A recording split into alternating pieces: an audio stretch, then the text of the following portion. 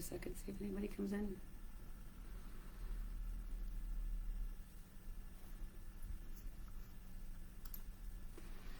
Hi everybody, I hope we're live. I usually do this on my phone.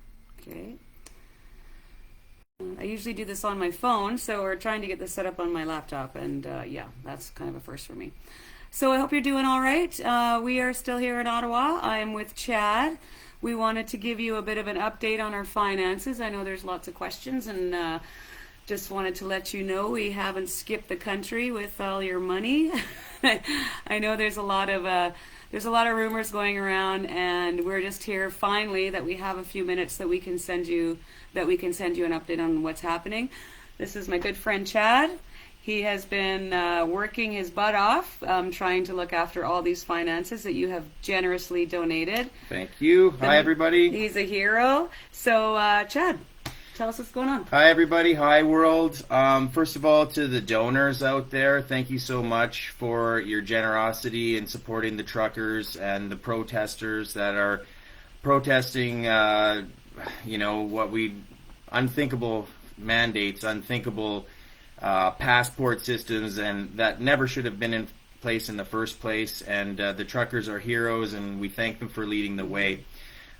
There's things that we probably should say that are, we should address things that are not true, because there's been rumors and people are saying things that don't make sense. There's actually a really good spirit out there today, but just to even boost people's spirits even more and just give people truth, which will encourage everybody. So the truth about the Give, Send, Go money is it's all still there.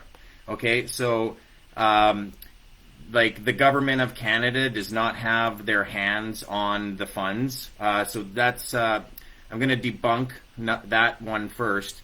Is that the government of Canada does not have their hands on the money. They do not control the money. So hopefully that puts everybody's hearts at ease. And so that's that. The second thing is that we intentionally we're not bringing this into Canada in any weird way. Like, we're not smuggling money or doing anything strange. There's no conspiracy theories or anything like that. We just aren't able to use the money right now because of this really, really weird court order. And this court order by the government of Ontario, for those of you who don't know what provinces are, they're like, instead of states, we have provinces, and Ontario is a province in Canada. And they did a very strange court order, which essentially states that the monies raised are similar to an illegal way to raise money, like selling drugs or human trafficking or something stupid like that. And this is money to support truckers who have lost their jobs and who are protesting these horrible mandates that have made them lose their jobs and lose their freedoms. These are grandmas and grandpas, brothers and sisters, aunts, uncles, students donating money to go to truckers to help support them. So for the government of Ontario to say that these funds are coming illegally is just really strange. Our lawyers are pretty confident that they can beat that because it's such a strange accusation. Mm-hmm. However, if somebody uses the money or tries to bring it across the border or whatever, they might say that we're using the money, and whoever uses the money could go to jail. That would be bad. Yeah, so once we start, every single penny is intact. No money has been used, and all dollars are intact and preserved right now. So I just wanted to tell you that. Just because as I walk the streets and talk to the truckers here, they don't know. Same with the donors. I'll get phone calls from donors asking me what's going on with the money and things like that. And I want you all to be assured that the wrong people don't have your money and the right people do. Mm-hmm. So just so you know. Mm-hmm. And we have every intention of using the donations for their intended purpose, which is to support the truckers, support the people that came here and started this worldwide awakening. And that's the update I've got for everybody. How about you, Tamara? Anything else you would want to expand on? Well, I just wanted to let them know that the legal team that we have here is absolutely fantastic. They are working on avenues also to deal with the TD Bank and to deal with the whole situation, actually. So, as you can imagine, it's been a pretty busy day for them. So I actually was going to try and have a couple of them come on here with us, but they're working on some big things, and so we're just going to let them do their job. Let's see if we got ever. You bet.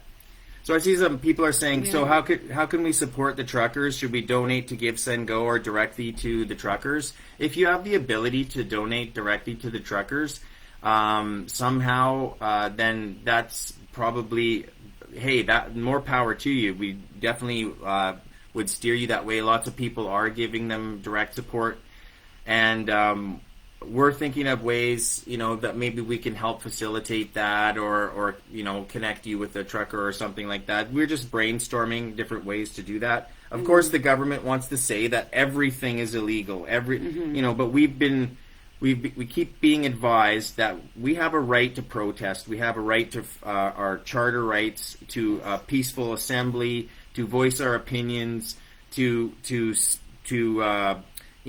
essentially these are democratic rights. These are charter rights and freedoms that we have. And in no way is anybody talking about, I watched a news clip today where reporters were asking some government officials if they considered the protest insurrection. I think a lot of our victories are coming from the fact that they keep proving us right over and over. It's like when you call a bully, and they say, if you ever call me a bully again, I'm going to punch you in the face. They keep proving us right, that they are bullies.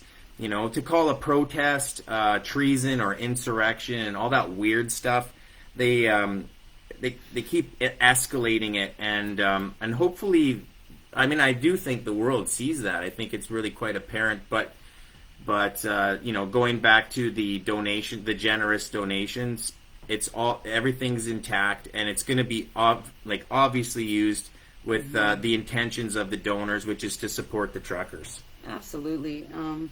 That was always our intention right from the start, and it's really unfortunate what is happening here. I think you can all agree right from the start, from my very first video, I told you guys I would be open and transparent, and that's what we've endeavored to do. We came here to have a peaceful protest to try to end these mandates. Some of the stories, I've talked about this before, still hope and pride are the biggest words that I hear every single day. And the unity that we have seen, we still have a long way to go, but as I've said before, in a sense, we've already won. We have people here that have come from all across the country supporting our truckers and standing together in unity, right? All walks of life, all races, all cultures, all religions, from everywhere. And I'm really sorry that I haven't been able to get on and give you an update sooner. It's just we're so busy. You can tell by my face. We're tired, but we're still fighting. Tom? Oh, there was a question. Where did the e-transfer money go to you? There is one right there. That's a good question. So what had happened was Chad, when we first contacted Chad, he did set up a business, a non-profit business, and applied for a business account right away. So when I originally set up the GoFundMe, I was not obviously anticipating that this was going to happen. I was anticipating, a few $1,000s to send a couple trucks to Ottawa. And of course, you know how that worked out. So I had it going into a savings account I had that was empty. And actually it wasn't empty. It was overdrawn $1.36. So when I started this, I actually put $1.36 in it to make sure that we were starting at a zero balance, because I just didn't want any questions at all. And so we were in the process of trying to get that money out of that account and into a business account that Chad was trying to set up. And it was just taking forever and forever and forever. And they never did it. Yeah, that's right. And Yeah. then you can tell them the rest. Yeah. So essentially, like Tamara's saying, just expecting and anticipating a little bit of money to support her friends who were wanting to go to Ottawa to protest, and then lo and behold, her fundraiser became essentially a symbol of hope. And the flagship fundraiser, flagship symbol of hope, as she rode with Chris Barber leading the way to Ottawa. Essentially, I initially saw the need right away to get a nonprofit organization set up so that all the funds would be raised under the jurisdiction of the Nonprofit Act of Canada. And under the Nonprofit Act of Canada, an audit is required by law to have that done. So applied to the TD Bank to have an account set up in that nonprofit and to have all the monies rolled over into the nonprofit organization. However, unfortunately, they would not open up the bank account. So it's like, how can you have it both ways, right? How can you say you got the wrong kind of bank account and then not let us correct it? So unfortunately, the shenanigans kind of started right away. Yeah. And the nonprofit organization was incorporated on January 30th. As soon as I found out that the fundraiser just took off to the moon, so that's what we did there. And just to give you an update. We did successfully get a bank account set up for the nonprofit organization through a credit union. I won't name them because they have, in my opinion, they've been pretty good. Yeah. And but then once the Emergency Act occurred, they got really scared, pulled the nonprofit organization's membership, and shut the account down. So it's just one thing after the other. We're trying to do the right thing with the donors' money. And then the government will step in, scare the living heck out of a bunch of, bankers, tell them to shut our accounts down, and then, it stalls everything. It makes us not be able to do what we want to do. Yeah. And then they'll, make it. They'll pass these temporary court orders saying that if we use the money, then then we'll go to jail. So it's like. Barely any of the money got used to do what it was supposed to do. The only money that was ever used was to help them fuel up during really super cold nights. Yeah. And then after we paid for some fuel, which was not even that much, what was it, $10,000? Yeah. 13 altogether. $13,000 worth of fuel to keep the truckers warm at night, to keep their engines running, and then after that we couldn't use any of the money. I went to send an e-transfer to one of our captains because he needed some supplies, and that's when we discovered that the funds were frozen. I did have a message on my account because we did go in to see them, and I was told to give this gentleman a call. And then later on that week, we had 2 phone calls from TD, and neither one of them was this gentleman. And I asked, why isn't this guy calling me? Why are you calling me? And both times I was told that he was out of the office that day. And we also asked repeatedly, can you give us an update on the business account that Chad had started and that he had applied for 2 weeks ago, or 2 weeks prior to this, I'm sorry. No answer. And they could not provide us with an answer. So the funny thing is, of course, whenever you make those phone calls, they tell you that they're going to record your conversation for phone purposes. And so the second call that I got, I said, I'm going to record this. And she said no. So I respected her wishes and I did not record the conversations. But I mean, this is just the stuff that we're dealing with. It is literally one roadblock after the other. And I have to give a huge shout out to these brave men and women that are here, because they're still pushing through and they're still here and they're still fighting for you. It has been just an honor for me to sit next to people like Chad or Chris Barber or any of the captains or any of the truckers, you guys. like I said, I'm going to try not to cry. I've cried enough today.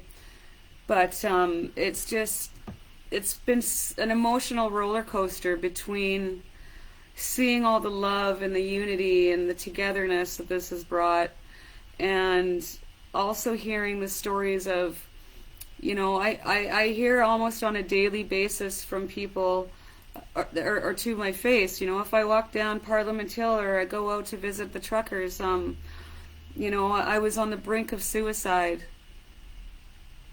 This is where we're at. So many people were on the brink of suicide, and we've already lost too many to suicide over this. People saying that they're losing your jobs, or they're all terrible stories. Losing your jobs, losing your dignity, losing your humanity. Families torn apart. Yeah. Grandparents that can't see their grandchildren. Mm-hmm. Out of fear, a lot of fear, which is horrible, which a government should never do. You should never have to feel afraid that you're not complying with the government's mandates, or else you're going to lose your job, you're going to lose your reputation, your family, your friends are going to disown you because they're too afraid to come to your house, or or visit you and things like that. So, I think the world is seeing. So I saw one message here: give us some hope. What's going on at Parliament Hill? The hope is this: we're right. You can absolutely see every step of the way. All the coffee table conversations when you're talking at supper, and people say, "I don't know if the government's that bad." They wouldn't do that, would they? They wouldn't. They would, and they have, and they are, and they keep proving us right. Yeah. Oh, there we go. We're good. So someone said, what happened to the $1 million that GoFundMe gave? Well, that's before the courts. The TD Bank handed that money over to the province of Ontario. And the lawyers will be going before the courts, and ultimately, I think what's probably going to happen, and I don't want to speculate too much on this, but what can happen is that the courts can decide what's going to be done with the money, and we'll give them a list of truckers and say, here, if you're scared, if you want to administer the funds to the truckers, here you go. Court, you go ahead and do that. So yes, the Ontario government did seize that money, and the TD Bank handed that money over to the over to the Ontario courts to decide what to do with the money. So they took the money from Tamara's account and gave it to the province of Ontario to decide what to do with it. Like Chad said, they basically did it under the same type of law that they would use if we were operating a drug cartel, basically, and you guys were all, drug dealers sending us your money. It's really, really sad. It's really, really sad. Yeah. So, before we go, I just want to say again, we are here in peace. We continue to act in a responsible and peaceful manner. These men and women are just incredible to work with. One thing I'd like to address is the rhetoric and the verbiage that is coming from the powers that be is almost like they're trying to manifest something nefarious. And so I'm going to ask you all to manifest something beautiful. I want you to picture in your minds a life without masks.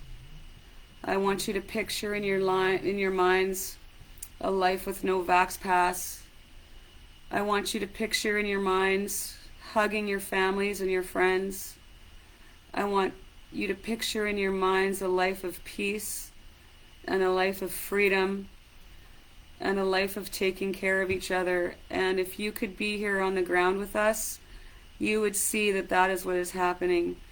People are helping each other. People are looking out for one another. It's truly phenomenal, is what it is. And the energy still continues to be positive, even when the emergency I don't know, I'm going to call it War Measures Act, was announced. A lot of us threw our heads back in laughter because we were wondering what what was the tip of the iceberg that made them? What was the straw that broke the camel's back? Was it definitely the bouncy It castles? must have been the bouncy castles, because those bouncy castles are pretty threatening stuff. I mean, when you see kids playing and having fun on bouncy castles, you know something's going on. That's right. You know something. So to just play that up, we're actually thinking that maybe we need a bouncy castle day. Yeah, we need a Saturday might be bouncy castle day. We're thinking, you know, we might want to set a Guinness Book of World Records for the most bouncy castles in a protest on Saturday. So bring your bouncy castles to the protest. Yes. Make sure they're there. Make sure your kids are having fun on the bouncy castles. Yes. And, maybe that will start World War III or something. I don't know. Anyway. If you can get to Ottawa, come and get some free hugs. Come and see these beautiful people smiling. Come and see these children playing. Come and see our veterans who are meeting at the War Memorial every single day at 1 o'clock. I had the honor of being there today and standing with them, and that is just something that I'll never forget. There's so many experiences here that we'll never forget. Oh, for sure. Yeah. So, is there anything else you want to add? I love my family. I miss Yes. you. I love you so much. And Daddy's here trying to help out, make your future better, make your future Saving bright. the world. Love you guys. He is the coolest accountant I've ever met by far. Don't call me that. No, I'm just kidding. Thank you, you guys. I love you so much. I think we've got this live thing figured out on my laptop now. I still can't get access to Facebook on my cell phone. But again, we're so busy. We'll try and get on here and keep you updated as we go. I've missed you all so much. It went from a few lives every day to nothing, and I mean, you can just imagine how crazy it's been. But we're still here. We're still holding the line. We love you all. You make us all so proud. Fly your Canadian flags loud and proud. See ya. Peace.